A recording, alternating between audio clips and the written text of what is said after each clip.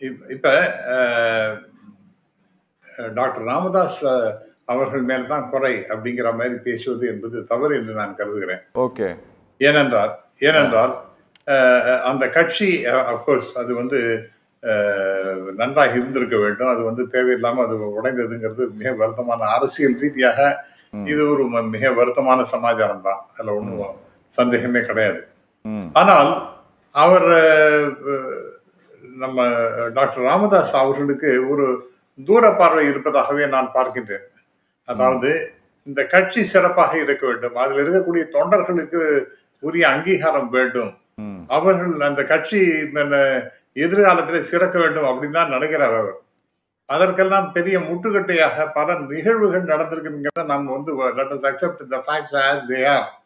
உதாரணமாக டாக்டர் ராமதாஸ் அவர்கள் சொல்றார், நான் வந்து காலம்பரை எழுந்தேன், அப்பதான் குளிச்சு வந்து உட்கார்ந்துருக்கேன். திடீர்னு எங்க வீட்டு வாசல்ல ஒரே சத்தம் கேட்கறது.